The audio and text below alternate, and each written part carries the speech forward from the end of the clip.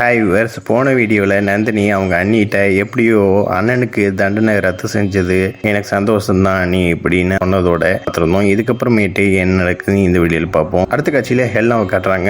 அவங்க வந்துட்டு இருக்கிறப்ப பணிப்பெண்கள் எல்லாருமே நந்தினியும் சந்திரனும் குளியல் அறைக்கு போன விஷயத்த பேசிட்டு இருக்காங்க. இதை கேட்ட ஹெல்னா கோவப்படுறாங்க. உடனே அவங்க அம்மா சொன்ன விஷயம் அவங்களுக்கு ஞாபகம் வருது. வெறுப்பு ஒரு குறிப்பிட்ட அளவுக்கு மேலே போச்சுன்னா விருப்பமாக மாறும் அப்படின்னு சொன்ன விஷயத்த நினைச்சு பார்க்குறாங்க.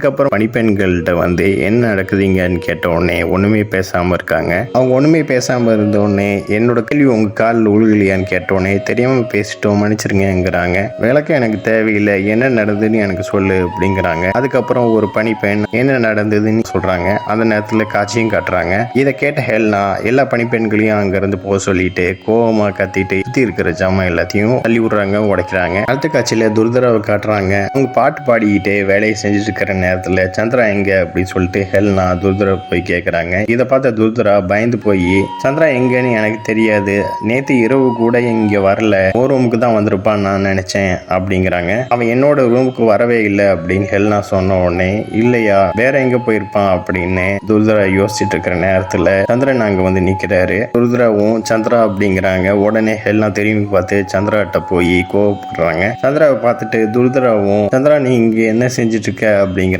உடனே ஹெலனா துர்தரை பார்த்து முறைக்கிறாங்க. தாய்மையில் தானே அவன் இங்க வரத்துக்கு நான் காரணம் இல்லை அப்படிங்கிறாங்க. இதை பார்த்த சந்திரனும் எதுக்காக உனக்கு இவ்வளவு கோவங்கிறாரு. உடனே வேகமா போய் ஹெல்னா சந்திரனை அடிச்சு நீ ஒரு நம்பிக்கை துரோகி, உன்னால எப்படி எனக்கு இவ்வளவு நம்பிக்கை துரோகம் பண்ண முடிஞ்சது அப்படின்னு சொல்லிட்டு கோவப்பட்டு சந்திராவை அடிச்சுக்கிட்டே இருக்காங்க. நிறுத்து ஹெல்னா அப்படிங்கிறாரு சந்திரா. இதை பார்த்த துர்தராவும் அதிர்ச்சியாகிறாங்க. அதே நேரத்துல சந்திராவும் என்ன செஞ்சேன் நான் இப்ப அப்படிங்கிறாரு. என்ன செஞ்சேன்னு நீ என்கிட்ட கேட்குறியா, நீ தான் என்கிட்ட கூறணும், அவ கூட நீ என்ன செஞ்சிட்டு இருந்தேன்னு அப்படின்னு ஹெல்னா கேட்குறாங்க. இதை கேட்ட உடனே நம்மளோட கணவர் இவரு எதுக்கு அடிக்கிற அப்படின்னு கேட்க வராங்க துர்தரா. உடனே ஹெல்னா துர்தரை பார்த்து முறைச்ச உடனே அந்த இடத்த விட்டு துர்தரம் போயிடுறாங்க. துர்தரா போன உடனே சந்திரா எதை பத்தி நீ பேசிட்டு இருக்கேன்னு எனக்கு தெளிவா சொல்லு, நான் தெரிஞ்சுக்கணும், யார்கிட்ட நான் என்ன பண்ணேன் அப்படிங்கிறாரு. ஹெல்னாவும் நம்மளோட பகைவனோட மக நந்தினியை தான் நான் சொல்றேன், அவ கூட நீ உல்லாசமா இருந்தது உண்மைதானே, எதுக்காக அவனோட சகோதரனை மன்னிச்சிட்ட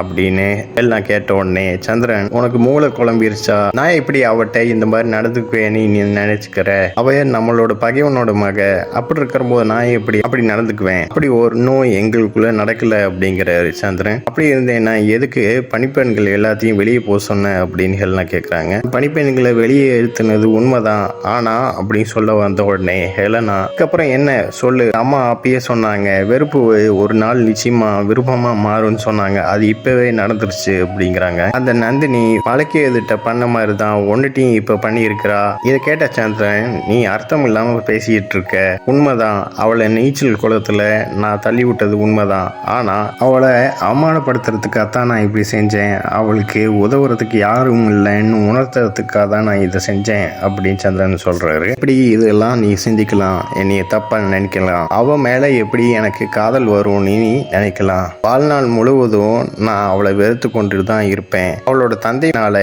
என்னோட குடும்பமே சின்னபுணமா ஆச்சு அப்படிங்கிறாரு. இந்த விஷயத்த நான் மறக்கவே மாட்டேன் அப்படின்னு சொல்லிட்டு அந்த இடத்த விட்டு போறாரு. இதை கேட்ட ஹெல்னா மன்னிச்சு சந்திரா, என்ன செய்ய, நான் சற்றும் யோசிக்காம உன்னை தவறா நினைச்சிட்டேன், அந்த நந்தினியோட பேரை கேட்டாவே எனக்கு கோவம் தான் வருது, இந்த நந்தினியே நான் அடியோடு வெறுக்கிறேன், ஆனா நான் இப்ப புரிஞ்சுக்கிட்டேன் நந்தினி மேல இருக்கிற உன்னோட வெறுப்பு எப்போதுமே காதல் ஆகாதுன்னு தெரிஞ்சுக்கிட்டேன் அப்படின்னு ஹெல்னா சொல்லிட்டு மறுபடியும் மன்னிப்பு கேட்குறாங்க. இப்போதே உனக்கு அப்படின்னு சொல்லிட்டு ஒன்று சொல்ல வராங்க. அதுக்குள்ள அவருக்கு அவசியம் கிடையாதுன்னு சொல்லிட்டு சந்திரன் அங்கிருந்து போறாரு. இதோட இந்த எபிசோட் முடியுது. நெக்ஸ்ட் எபிசோட்ல பார்க்கலாம். இந்த சேனல் சப்ஸ்கிரைப் பண்ணுங்க அண்ட் பெல் பட்டனை பிரஸ் பண்ணுங்க, லைக் பண்ணுங்க, ஷேர் பண்ணுங்க. தேங்க்யூ.